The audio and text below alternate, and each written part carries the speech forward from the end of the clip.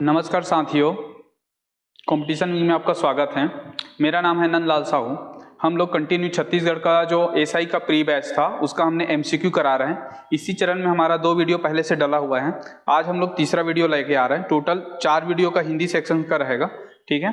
तो आज हम लोग सीखेंगे कुछ हिंदी की और बारीकियों को, जिससे क्वेश्चन ज़्यादातर देखने को मिल रहे हैं, चाहे आप एसआई प्री के लिए देखें या एसआई मेंस के लिए देखें, या इसके साथ साथ जो आने वाली है महत्वपूर्ण शिक्षक भर्ती, उसमें भी मुख्यतः 25 नंबर का जो क्वेश्चन है, 25 नंबर का जो क्वेश्चन आपको हिंदी में मिलेगा, जिसमें से 20 नंबर आपका हिंदी ग्रामर से देखने को मिलेगा।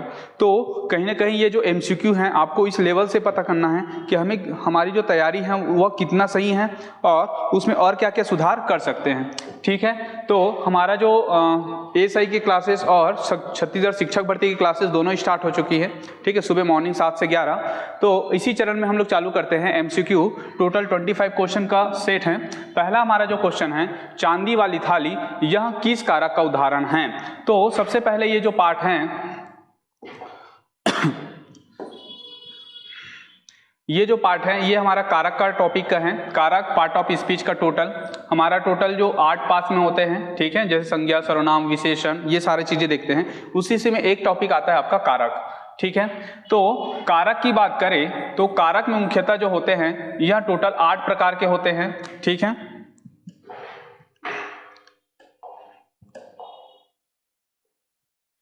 यह 8 प्रकार के होते हैं। इसी 8 प्रकार में हम लोग देखेंगे कि वे कौन कौन से टाइप होते हैं और उसको कैसे पहचानते हैं। जैसे इस क्वेश्चन में देखेंगे कि चांदी वाली थाली यह किस कारक का उदाहरण है, तो कौन कौन से कारक होते हैं। अगर हम बात करें तो सबसे पहला जो कारक होता है वो होता है कर्ता, दूसरा होता है कर्म, तीसरा होता है करण, ठीक है, तीसरा होता है करण, चौथा होता है हमारा संप्रदान, पांचवा होता है अपादान, इसके साथ आपको देखने को मिलेगा संबंध कारक, और एक लास्ट होता है अधिकरण कारक, और एक लास्ट हो जाता है संबोधन। टोटल ऐसे हम लोग अगर इसको, सबसे पहले तो क्वेश्चन आएगा आपका कि यह जो कितने टाइप से होते हैं, तो 1 2 3 4 5 6 7 और टोटल 8। तो 8 प्रकार के जो होते हैं वो कारक होते हैं, ठीक है। जैसे कि हम कर्ता का साइन देखें तो कर्ता ने, ठीक है, खासतौर पे जिस पे इंपैक्ट पड़ता है उसे हम बोलते हैं, खासतौर पे जो कर्ता है, ठीक है, जो मेन होता है कर्ता धर्ता, वो होता है कर्ता। जैसे कि राम ने, ये देखने को मिलेगा। दूसरा हम लोग देखते हैं कर्म। तो कर्म का जो साइन होता है या फिर उसका जो लक्षण होता है वो को से देखते हैं। जैसे राम ने रावण को, ठीक है। अगर हम लोग इसी चरण में और देखें कि करण मतलब जस्ट लाइक होता है कि हमारे जो वाक्य होते हैं उसमें साधन के रूप में किसका उपयोग कर रहे हैं। जैसे कि देखेंगे राम ने रावण को बाण से, तो ये जो बाण से शब्द होगा जिसका हम लोग साइन देखेंगे से या के द्वारा, ठीक है, से या के द्वारा देखेंगे।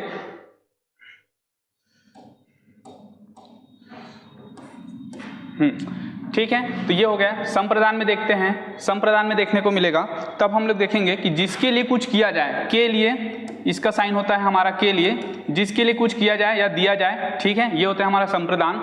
चौथा होता है अपादान मतलब होता है हमारा सेपरेशन मतलब होता है अलग होना, तो अलग होना का जो साइन होगा हमारा से होगा। से के साथ साथ कुछ चीजों पे और से लगता है। जैसे सबसे पहले अलग होने के भाव से रहेगा तब हम उसे अपादान कारक बोलेंगे।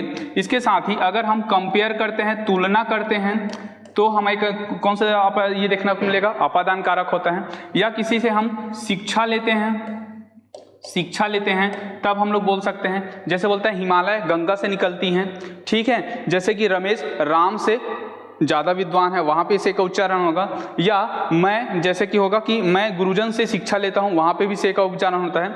या कभी कभी भय से या डरने से जब हम लोग बोलते हैं, जैसे कि मैं शेर से डर गया, वहां भी से का एग्जाम्पल आएगा, तब आपको अपादान लेना है। इसके साथ ही देखते हैं संबंध कारक का संबंध होता है अधिकार से। जैसे कि होते हैं अधिकार, जैसे कि इसमें देखेंगे कि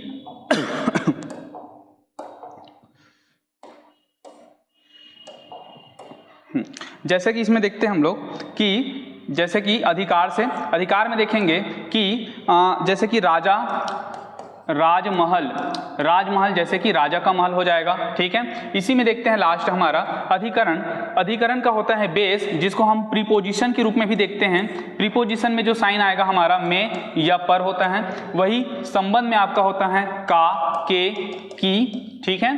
तो और लास्ट जो हमारा होता है संबोधन, संबोधन में बोलते हैं जैसे कि हे राम, ठीक है। तो एक में विस्मयावधि बोधक चिन्ह लगता है। ऐसे टोटल 8 जो सेट होते हैं, ये क्या करता है, वाक्य को बनाने में सहयोग करते हैं। इसी के आधार पे अगर देखें तो हमारा जो पहला क्वेश्चन है, चांदी वाली थाली, यह किस कारक का उदाहरण है? तो चांदी वाली थाली, कैसी थाली है वो? चांदी वाली थाली है, ठीक है। तो इसमें हमारा वाली मतलब हो जाता है ये संबंध है, या इसको हम लोग बोल सकते हैं, क्या बोल सकते हैं, चांदी की थाली बोल सकते हैं, ठीक है। तो अधिकार उस थाली में किसका है? चांदी का है, ठीक है। मतलब उसका जो संबंध है तो वो चांदी का है, तो चांदी की थाली भी बोल सकते हैं। इस प्रकार इसका आंसर होगा संबंध कारक, ठीक है। तो आपको कारक की बारीकियों को समझना है। इसी चरण में हम देखते हैं कि एक वचन और बहुवचन का गलत जोड़ा कौन सा है।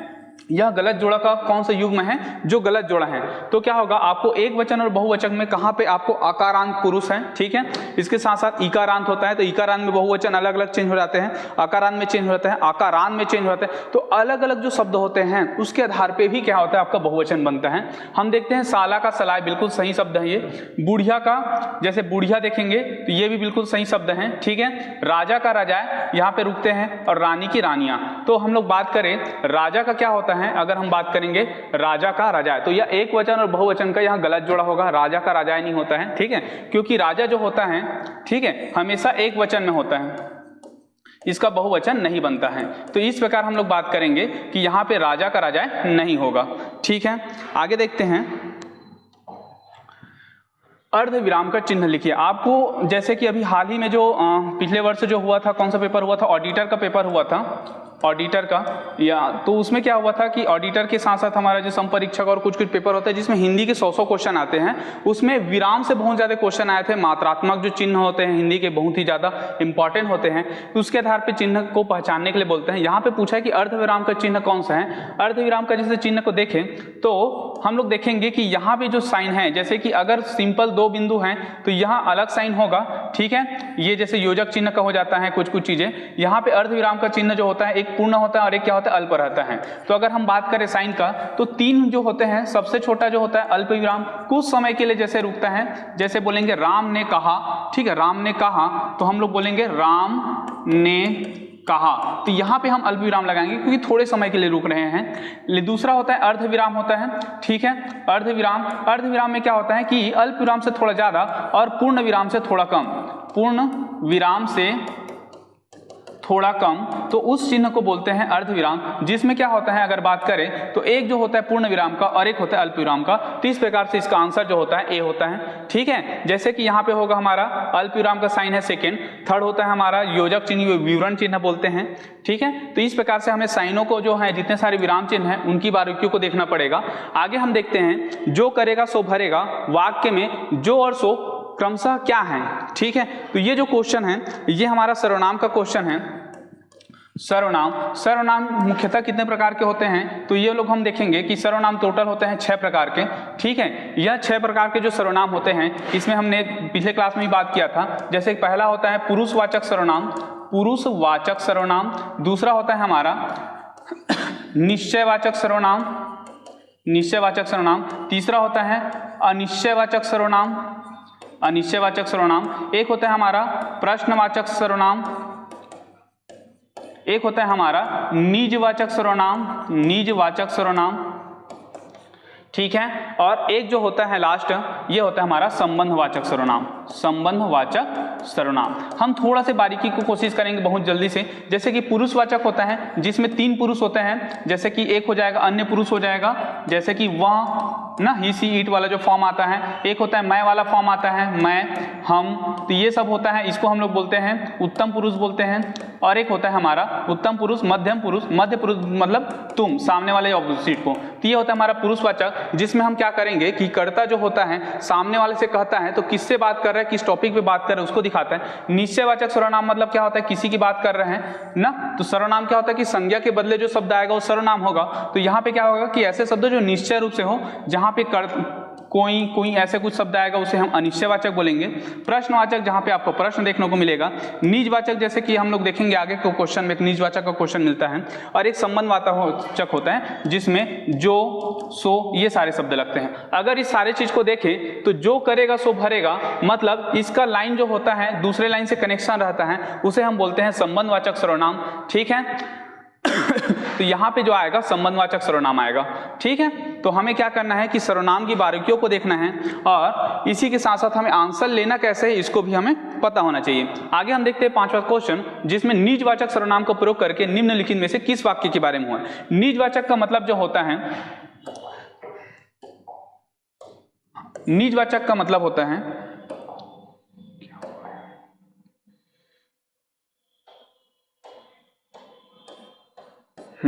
ठीक है, तो हम देखते हैं निजवाचक सर्वनाम। निजवाचक का सर्वनाम जब होता है कि आपका स्वयं, जब स्वयं कर्ता जो रहेगा अपने बारे में बोलेगा कि मैं खुद से कर लूंगा, तब वहां पे क्या होता है, जैसे कुछ साइन आपको देखना चाहिए, खुद से, हाँ, आप से, तो ये सारी चीजें अगर फॉर्मेट दिखेगा जिसमें आपको खुद की करने की प्रवृत्ति होगा उसे हम बोलेंगे निजवाचक सर्वनाम। जैसे कि आप मेरे लिए आंखों पर हैं, आप मेरे लिए आंखों पर हैं, मतलब हम दूसरे की बात कर रहे हैं, सामने वाले की, अपने आप के बारे में बात होना चाहिए। जबकि इसमें दिए आप भला तो जग भला, इसको हम लोग होल्ड कर सकते हैं। आज अपनापन कहाँ है, तो यह क्या कर रहा है कि ये समाज की बात कर रहे हैं। ठीक है, और उपयुक्त सभी, तो इसमें से हम अगर बी बात करें तो आप भला तो जग भला, मतलब अपने आप की खुद की निजीगत जो बातें करता है उसे हम बोलते हैं निजवाचक सर्वनाम।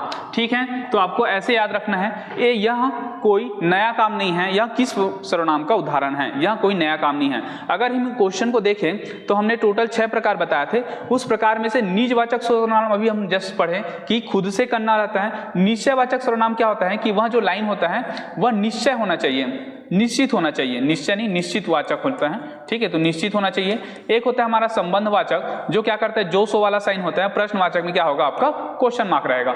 तो यहाँ पे क्वेश्चन है कि यह कोई नया काम नहीं है। अगर हम कोई को देख के लगा दे तो यहाँ पे हम अनिश्चयवाचक ले सकते थे, लेकिन आपको याद रखना है कि यह जो शब्द है ये सर्वनाम है और यह कोई नया काम नहीं है, तो यह निश्चित काम की बात कर रहा है कि ये जो काम है वो कोई नया काम नहीं है, मतलब यह जो है वो काम निश्चित है। इस प्रकार इसका आंसर जो हो जाएगा निश्चयवाचक सर्वनाम हो जाएगा।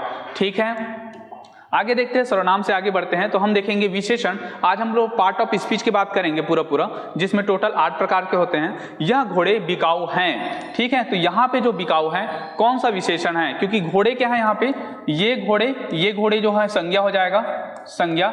ठीक है, और बिकाऊ है, तो बिकाऊ क्या है, एक विशेषण है। तो हम बात करते हैं कि जो विशेषण होता है मुख्यतः 4 प्रकार के होते हैं। पहला जो होता है उसे हम बोलते हैं गुणवाचक विशेषण। दूसरा विशेषण होता है हमारा परिमाणवाचक विशेषण। ठीक है, तीसरा वाला जो होता है गुणवाचक परिमाणवाचक। एक होता है हमारा सार्वनामिक विशेषण,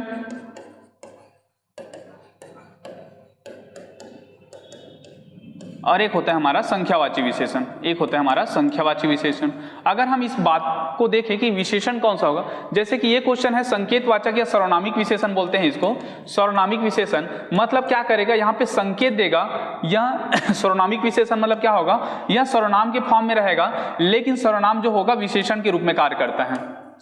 ठीक है, जैसे कि इसमें बात करें ये घोड़े बिकाऊ हैं, तो बात हो रहा है ये का, तो ये घोड़े और कोई घोड़ा नहीं, यही घोड़ा जो है वो बिकाऊ है करके, तो कहीं ना कहीं यह सर्वनामिक विशेषण का एग्जांपल हो जाता है। तो इस प्रकार आपको क्या करना है, विशेषण की बारीकियों को देखना है। जैसे हम बात करेंगे किसी भी चीज में गुणों का अगर प्रभाव देखें, रूप काला है, नीला है, ठीक है, गोरा है, तो ये गुणवाचक। परिमाणवाचक मतलब होता है बहुत ज्यादा है, भारी है, अगर ऐसे कुछ परिमाण की बात करता है तो परिमाणवाचक। सार्वनामिक विशेषण जिसमें क्या होगा कि जो सर्वनाम होगा वह विशेषण का काम करता है।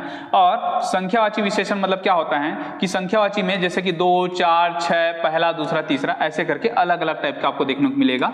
ठीक है, तो आपको विशेषण की बारीकियों को पूरे डिटेल में पढ़ना पड़ेगा। निम्नलिखित शब्दों में से कौन सा शब्द विशेषण है, जैसे कि अगर हम बात करें विशेषण का, ठीक है, तो कभी कभी डाउट होता है कि भाववाचक जो संज्ञा है, संज्ञा के 5 प्रकार होते हैं, विशेषण के 4 प्रकार होते हैं। इनमें से एक प्रकार होता है एब्स्ट्रैक्ट नाउन, जिसे हम भाववाचक संज्ञा कहते हैं, जिसका मतलब होता है कि अंतर मन से हमारे जो फीलिंग होती है, अंतर की जो फीलिंग होती है उसे हम भाववाचक संज्ञा कहते हैं। कभी कभी क्या होता है विद्यार्थियों को कि विशेषण और भाववाचक संज्ञा में अंतर नहीं कर पाते कि ये विशेषण है या संज्ञा है करके। इसका एक ट्रिक होता है कि हम क्या करें कि यहाँ पे संज्ञा लिख लेते हैं, जैसे कि मैंने लिखा आम, हाँ, अगर आम के सामने उस शब्द को जोड़ते हैं, अगर वो जुड़ जाता है तो विशेषण होता है, नहीं जुड़ता है तो भाववाचक संज्ञा होता है, क्योंकि संज्ञा पहले से है। जैसे कि हम देखेंगे नम्रता, हाँ, तो हम लोग बात करते हैं नम्रता आदमी ना, तो ये आदमी क्या है, एक संज्ञा है, तो यहाँ पे नहीं जुड़ रहा है, तो इस प्रकार ये भाववाचक संज्ञा है। दूसरा हम लोग बोलेंगे शीतलता, तो शीतलता भी नहीं जुड़ता, शीतलता आदमी नहीं होता, शीतल आदमी होता है, या बोलते हैं कि शीतल ऋतु होता है ना, तो ये भी नहीं जुड़ता। तीसरा होता है सच्चा, तो सच्चा की जगह हम लोग आदमी करके जोड़ सकते हैं, तो सच्चा आदमी बिल्कुल कनेक्शन होता है, इस प्रकार ये क्या हो जाएगा, विशेषण हो जाएगा। ठीक है, जैसे कि मिठास की जगह क्या होता है, इसका विशेषण होता है मीठा, मीठा से मिठास बनता है, शीतल से शीतलता बनता है, और नम्र से क्या बनता है, नम्रता बनता है। इस प्रकार आपको विशेषण और भाववाचक संज्ञा पे आपको डिफरेंस करना आना चाहिए। ठीक है, इससे आपको पता चलेगा कि हाँ दोनों में क्या क्या अंतर है और कैसे शब्द बनते हैं। एक क्वेश्चन है श्रीमान क्या शब्द है, श्रीमान क्या शब्द है मतलब पार्ट ऑफ स्पीच का क्वेश्चन है। जैसे कि एक होता है हमारा संज्ञा, ठीक है, दूसरा होता है हमारा सर्वनाम, तीसरा होता है हमारा विशेषण, अगर और एक चौथा होता है हमारा क्रिया। अगर हम इस चारों शब्द में ही बात करें तो श्रीमान क्या होता है, जैसे कि मैं बताया कि विशेषण पहचानने के लिए क्या होता है, श्रीमान के बाद आप कोई भी संज्ञा लगा दे, जैसे हम बोल सकते हैं श्रीमान महोदय, क्या बोलते सकते हैं, श्रीमान महोदय बोल सकते हैं। तो ये क्या हो रहा है कि महोदय के सबसे पहले लग रहा है, मतलब विशेषण के रूप में यह काम करेगा। ठीक है, सर्वनाम मतलब बता दिया था कि संज्ञा, संज्ञा के बदले जो शब्द आते हैं उसे सर्वनाम कहते हैं। संज्ञा किसी भी चीज के नाम को हम लोग बोलते हैं संज्ञा, और जो क्रिया होता है, ठीक है, तो क्रिया क्या होता है, काम करने की क्रिया, मतलब काम करने की प्रवृत्ति को दिखाते हैं, उसे हम क्रिया कहते हैं, काम करने की प्रवृत्ति। अगर हम लोग सीजी व्यापम के पेपर में जाएंगे, जैसे लाइक एसआई के रूप में हो या शिक्षक भर्ती के रूप में हो, तो आपको हिंदी की बारीकियों में पार्ट ऑफ स्पीच को बहुत ही अच्छे से पढ़ना पड़ता है, क्योंकि यहाँ से आपको क्या करता है कि प्रैक्टिकली रूप से आपको क्वेश्चन आता है, जिसमें आपको बताना पड़ता है कि हाँ इस वाक्य में सही नहीं है, कौन सा क्या चीजें हैं, ये सारी चीजों को। आगे देखते हैं इसी चरण में, निम्नलिखित में से हथियाना क्रिया किस प्रकार की क्रिया है। तो हथियाना एक शब्द है, तो क्रिया के होते हैं मुख्यतः दो रूप, एक को हम लोग बोलते हैं सकर्मक, एक को बोलते हैं हम लोग सकर्मक, और एक को बोलते हैं अकर्मक क्रिया। इसके छोड़, अभी तो मैं इस पे बाद में बात करूंगा, इसके छोड़ कुछ कुछ और जो क्रिया होता है जिसे हम बोलते हैं नाम बोधक क्रिया, नाम बोधक क्रिया। ठीक है, नाम बोधक क्रिया। दूसरा होता है हमारा सकर्मक क्रिया, अकर्मक क्रिया, नाम बोधक क्रिया। एक होता है पूर्वकालिक क्रिया, अभी पढ़ेंगे जस्ट। तो अगर हम बात करें नाम बोधक क्रिया क्या होता है, जिसमें संज्ञा या सर्वनाम, संज्ञा या सर्वनाम शब्द से जो क्रिया बनता है या इससे जो क्रिया बनेगा उसे हम बोलेंगे नाम बोधक क्रिया। अब देखिए हथियाना शब्द जो बना हुआ है, ये क्या बना, हथियाना मतलब किसी को मारना, मतलब ये हाथ से बना हुआ है, हाथ क्या है, एक संज्ञा है, तो इस प्रकार इसमें क्या हो जाएगा, नाम बोधक क्रिया हो जाएगा। ठीक है, सकर्मक अकर्मक क्रिया क्या होता है, अगर हम इसे देखें तो जिस शब्द में, ठीक है, जिस शब्द में क्या, किसे या किसको, किनको, हाँ, तो जिसमें कर्म का अभाव होगा, जिसमें कर्म का अभाव होगा उसे हम क्या बोलेंगे, अकर्मक क्रिया बोलते हैं, और जिसमें जो कर्म रहता है उसे हम सकर्मक क्रिया कहते हैं। इसके बाद और आगे देखेंगे इसके डिटेल को, क्रिया के बारीकियों को। जैसे कि दूसरा क्वेश्चन हो जाता है हमारा, दुखी होना किस क्रिया का उदाहरण है। तो दुखी होना क्या हो रहा है, एक पर्टिकुलर क्रिया हो रहा है जो संज्ञा और सर्वनाम दुख शब्द से बना है, और दुख क्या है, एक भाववाचक संज्ञा है। इस प्रकार हम लोग बात करें तो संज्ञा सर्वनाम से बन रहा है, तो यह भी एक नाम बोधक क्रिया होगा। ठीक है, इसमें मैं एक एक्स्ट्रा हम लोग पढ़ सकते हैं कि पूर्वकालिक क्रिया क्या होता है या सहायक क्रिया क्या होता है। अगर हम बात करें पूर्वकालिक क्रिया को, जैसे कि क्या होता है कि एक क्रिया क्या होगा, पूर्ण होगा उससे पहले ही, उससे पहले ही दूसरे क्रिया की बात कर रहे हैं, दूसरे क्रिया की बात करें तब हम उसे क्या बोलेंगे, हम उसे बोलेंगे पूर्वकालिक क्रिया। जैसे क्या बोलेंगे, वह खाना खाकर घूमने जाएगा, वह खाना खाकर घूमने जाएगा। अगर हम इस दृष्टिकोण से देखें तो इस वाक्य में खाना खाना एक अलग क्रिया है और घूमने जाना दो क्रिया है, लेकिन खाना खाकर जाएगा मतलब वो कंप्लीट हुआ नहीं, उससे पहले ही बोल दिया है कि वो और कहीं जाएगा ऐसे करके, तब उसे हम बोलते हैं पूर्वकालिक क्रिया। और सहायक क्रिया तो पता होगा, जैसे कि क्या होता है, राम स्कूल जाता है, स्कूल जाता हैं, तो इसमें जो है शब्द है, ठीक है, या तो ये क्या हो जाता है, हमारा सहायक क्रिया होते हैं, हेल्पिंग वर्ब होते हैं, ठीक है। तो क्रिया की बारीकियों को खासतौर पे देखना पड़ेगा, क्रिया के टाइप को देखना पड़ेगा, कौन सा अकर्मक है, कौन सा सकर्मक है, ठीक है। इसके साथ साथ आपको पढ़ना पड़ेगा कि क्रिया के कितने प्रकार होते हैं, और इसमें द्विकर्मक क्रिया, ये सारी चीज देखेंगे। जैसे कि नेक्स्ट क्वेश्चन में देखते हैं, निम्न में से वाक्य में द्विकर्मक क्रिया कौन सा है, द्विकर्मक क्रिया कौन सा है, ठीक है। तो मैं बात किया था अकर्मक क्रिया का, जिसमें कर्म का अभाव होता है, और एक होता है हमारा सकर्मक क्रिया, सकर्मक क्रिया। तो इसको पहचानने का जो तरीका होता है, ठीक है, इसी में से एक टाइप जो होता है उसे हम बोलते हैं द्विकर्मक क्रिया। द्विकर्मक क्रिया, द्विकर्मक क्रिया मतलब जनरली क्या होता है, अगर नॉर्मल बातों में समझे तो एक सजीव होगा और एक क्या होगा, निर्जीव होगा। जैसे हम एक एग्जांपल देखते हैं, सजीव और निर्जीव, ठीक है, मतलब आपको क्या होगा, कर्म दो होगा, पहली बात तो अब देखना पड़ेगा कर्म दो होगा। तो कर्म पहचानने के क्या तरीके होते हैं, जैसे क्या, किनको, हाँ, क्या किनको, ऐसे कुछ शब्दों से पहचाना जाता है। जैसे कि हम हर लाइन पे क्वेश्चन पूछेंगे, वह राम को पुस्तक देता है, तो हम यहाँ पे क्वेश्चन मार्क लगा सकते हैं कि वह राम को क्या देता है, वह राम को क्या देता है, ठीक है। और या हम लोग इसको ऐसे भी पूछ सकते हैं कि वह किनको पुस्तक देता है, तो दूसरा जो आंसर आएगा किनको।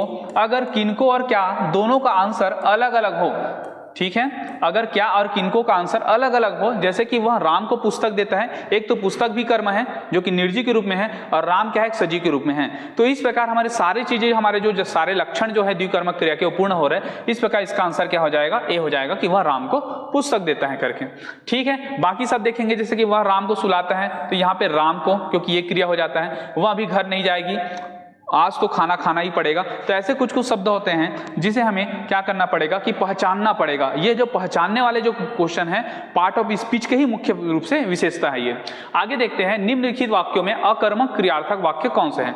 अकर्मक क्रिया मतलब क्या बताया था, जिसमें क्या होगा, क्या का आंसर या किनको का आंसर, ठीक है, आपको नहीं मिलता है, तब हम उसे बोल सकते हैं अकर्मक क्रिया, जिसमें कर्म का अभाव होता है। जैसे बूंद बूंद से घड़ा भर जाता है, इसको तो होल्ड करते हैं। दूसरा, इस टब को पानी से भर दो, तो किससे भर दो, पानी से भर दो, हाँ, किनको भर दो, टब को भर दो। माँ बेटों को खाना खिला रही है, माँ किनको खाना खिला रही, बेटे को, क्या खिला रही, खाना खिला रही। यहाँ पे दो दो कर्म दिख रहे हैं। चाचा जी ने मुझे पत्र लिखा, तो चाचा जी ने क्या लिखा, पत्र लिखा, किनको लिखा, मुझे लिखा। तो सब में कहीं ना कहीं क्या हो रहा है, कर्म की प्रधानता या कर्म दिखाई दे रहा है। बट जबकि अगर हम पहला लाइन की बात करें, बूंद बूंद से घड़ा भर जाता है, तो यहाँ पे आपको कर्म के रूप में दिखाई नहीं देगा, ठीक है। तो इस प्रकार इसका जो आंसर होगा अकर्मक क्रिया होगा, ठीक है। आगे देखते हैं, जैसे कि हम थोड़ा से अभी आगे बढ़ते हैं, यहाँ पे क्वेश्चन है, निम्नलिखित में से क्रिया विशेषण को चुनते हैं, ठीक है। कौन से क्वेश्चन चुनते हैं, क्रिया विशेषण। क्रिया विशेषण क्या होते हैं, अगर इसी की बात करें तो एक होता है हमारा विशेषण, हाँ, विशेषण, और विशेषण एक होता है अगर इस विशेषण को क्रिया करने की विशेषता बताए, क्रिया करने की विशेषता बताए, क्रिया करने की विशेषता बताएं, तो उसे हम क्या बोलते हैं, क्रिया विशेषण बोलते हैं, ठीक है। जैसे कि अगर हम देखेंगे गोलाकार, विद्वतापूर्वक, दूना और निर्दय, ठीक है। तो जैसे कि विद्वतापूर्वक शब्द को आप देखेंगे तो इसमें क्या कर रहा है, काम करने की प्रक्रिया को बता रहा है, जैसे विद्वान होना, हाँ, तो विद्वतापूर्वक किया मतलब एक काम करने की प्रवृत्ति को दिखाएगा, लेकिन उसको विशेषण के साथ जोड़ रहे हैं, तब इस प्रकार इसका आंसर क्या हो जाएगा, विद्वतापूर्वक हो जाएगा, ठीक है। आगे, बालक तेज दौड़ता है, इस वाक्य में तेज क्या है, ठीक है, बालक तेज दौड़ता है, और इस वाक्य में तेज क्या है। अगर हम इस बात को देखें तो बालक जो है क्या है, एक संज्ञा है, हाँ, और दौड़ता क्या है, एक क्रिया है, क्रिया है। क्रिया के पहले उसकी विशेषता बता रहा है, तो उसे हम क्या बोलेंगे, क्रिया विशेषण बोलेंगे, क्रिया विशेषण बोलेंगे। इस बार के प्यून के क्वेश्चन में भी यही देखने को मिला था। क्या होता है कि क्रिया की विशेषता बता रहे हैं, वह कैसा दौड़ता है, तेज दौड़ता है, वह स्लो दौड़ता है, ठीक है, वह धीमे गति से दौड़ता है, वह शीघ्र दौड़ता है, हाँ। तो ये सारी चीजें क्या दौड़ने की क्रिया बता रहे हैं। कई बार इसमें कंफ्यूजन होता है और कई लोग विशेषण ले लेते हैं इसका आंसर। इस प्रकार इसका आंसर जो मुख्यतः होगा वह होगा क्रिया विशेषण। आगे देखते हैं, मुझसे बढ़कर पापी कौन होगा, इस वाक्य में से विभक्ति कौन से कारक का है। तो हम पुनः आ जाते हैं कारक में। अगर हम कारक की बात करें तो से का उच्चारण हो रहा है, मैं बताया था कि से का उच्चारण होता है अगर सेपरेशन के रूप में भी होता है, सेपरेशन के रूप में, और एक होता है अधिकरण के रूप में भी होता है, अधिकरण, अपादान या अधिकरण दोनों में से एक हो सकता है, ठीक है। अब हम देखते हैं कि मुझसे बढ़कर पापी कौन होगा, मुझसे, ठीक है, मुझसे बढ़कर पापी कौन होगा।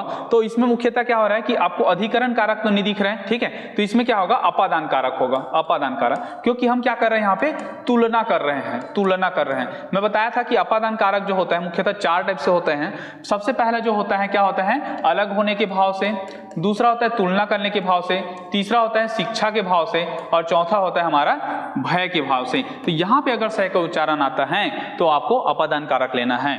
ओके, आगे देखते हैं, माँ ने बच्चे को बुलाया, यहाँ किस कारक का उदाहरण है। माँ ने बच्चे को बुलाया, तो हम देखेंगे माँ ने किसको बुलाया, बच्चे को बुलाया, ठीक है। तो इस लाइन को पूरा पढ़ते हैं तो ये होता है संज्ञा और यहाँ पे होता है कर्म। क्या होता है कि कोई भी एक लाइन होता है, जैसे कि हम एक बात करते हैं, राम ने रावण को मारा, ठीक है, राम ने रावण को मारा, तो राम ने क्या है, संज्ञा है, और रावण को क्या है, कर्म, तो ये कर्म का होगा। लेकिन अगर हम इसी में देखेंगे, राम ने रावण को मारा, राम ने रावण को बाण से मारा, बाण से मारा, तो इसमें कौन सा कारक की प्रधानता है या मुख्य रूप से है, तो यहाँ पे कर्म, करण कारक है। मतलब लाइन में जितने जल्दी जल्दी उसमें एक्सटेंड होते जाएंगे, कौन कौन सा कारक उसमें समाहित होते जाएगा, तो उसका जो अंतिम पॉइंट होता है उसको हम लोग आंसर लेते हैं। इस प्रकार माँ ने बच्चों को बुलाया, माँ ने बच्चों को बुलाया, मतलब इसमें क्या हो जाएगा, कर्म कारक हो जाएगा, ठीक है। आपको ऐसे आपको कारक को पहचानना आना चाहिए। आगे देखते हैं, हिंदी में कारकों की संख्या कितने हैं, जबकि मैं शुरू में बता दिया टोटल 8 प्रकार के कारक होते हैं, ठीक है। कर्ता ने कर्म को, करण से अधिकरण, अधिकरण के पहले आपका जो आएगा संप्रदान आएगा, अपादान आएगा, संबंध आएगा, अधिकरण आएगा, और लास्ट जो होता है, ठीक है, संबोधन होता है। ऐसे निम्नलिखित में से कौन सा महीना पुल्लिंग है, ठीक है। मैं बता रहा हूं कि क्या होता है कि हिंदी में जनरली हम लोग ना टाइप को पढ़ के जाते हैं, उनकी संख्या को पढ़ के नहीं जाते हैं, तो सीधा सीधा आपके क्वेश्चन पूछते हैं कि वाच्य कितने प्रकार के होते हैं, स्टेट पीसीएस में पूछ चुका है, ठीक है। या फिर क्वेश्चन आएगा कि अर्थ की दृष्टि से वाक्य कितने प्रकार होते हैं, तो आपको जितने प्रकार होते हैं उनकी संख्या को आपको क्या करना है, एक इंटीग्रेटेड रूप से करना है कि 2 कौन सा होता है, 3 कौन सा होता है, 4 कौन सा होता है। ऐसे करके आप बेहतरीन तैयारी के साथ कर सकते हैं। यहाँ पे आगे क्वेश्चन देखते हैं कि निम्नलिखित में से कौन सा महीना पुल्लिंग है, कौन सा महीना क्या है, पुल्लिंग है। तो ये जो पार्ट है वो किसका पार्ट है, लिंग का पार्ट है। लिंग जिसमें क्या होता है कि जहां पे आपका, ठीक है, पुरुष और स्त्री, अगर इनकी प्रधानता या इनके भाव से अगर उसको शब्दों को पहचानने के बोला जाए तो उसे हम लिंग बोलते हैं। जनरली जैसे बात करें तो हिंदी में 2 ही लिंग होते हैं, ठीक है। तो यहाँ पे बात करते हैं पुल्लिंग और स्त्रीलिंग का। तो यहाँ पे जैसे कि हम लोग कभी भी जनवरी, मई, जुलाई, अगस्त इन सबको नहीं कर पाते। हिंदलिंग क्या है, आसान है टॉपिक, लेकिन शब्दों को पहचानना बहुत ही जटिल होता है, क्योंकि बहुत अलग अलग टाइप के शब्द होते हैं और उसे बोला जाता है कि ये कौन सा लिंग है करके। तो इसका एक कोड याद रखना, 2, 5, 7 क्या होता है, 2, 5, 7 ये तीनों शब्द जो होते हैं स्त्रीलिंग के शब्द होते हैं। किसका होते हैं, स्त्रीलिंग के शब्द होते हैं। 2 मतलब होता है हमारा फरवरी, ठीक है। 5वें महीने की बात करें हम लोग तो 5वें महीने में कौन सा आता है अपना, मई, और 7वें महीने की बात करें तो यहां पे आता है जुलाई, ठीक है। अब हम लोग देखते हैं यहां पे तो मई, जुलाई 1, 5, 7 1, 5, 7 1, 5, 7, ठीक है। मई, जुलाई, अगस्त 2, 5, 8 होता है ये।